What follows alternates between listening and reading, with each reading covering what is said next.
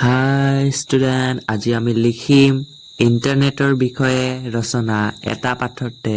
তো চলো let's start. প্ৰথমে হৈছে আৰম্ভণি। আজিৰ সময়ত ইণ্টাৰনেট মানুহৰ জীৱনৰ এটা গুৰুত্বপূৰ্ণ অংশ।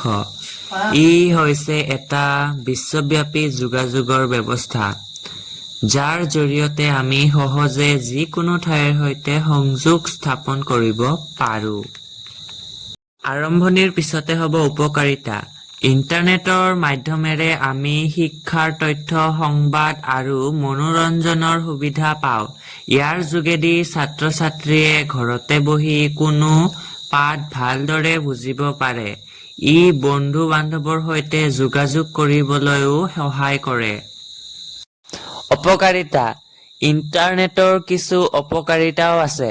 অধিক সময় ইণ্টাৰনেট ব্যৱহাৰ কৰিলে সময় নষ্ট হয় আৰু পঢ়া-শুনাত মনোযোগ কমি যায়।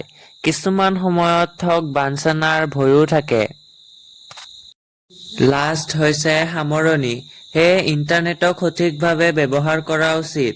সঠিকভাৱে ইণ্টাৰনেটক ব্যৱহাৰ কৰিলে আমাৰ বাবে আশীৰ্বাদ স্বৰূপ, কিন্তু অসঠিক বা ভুলভাৱে ব্যৱহাৰ কৰিলে ই আমাৰ বাবে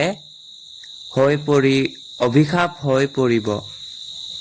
ধন্যবাদ।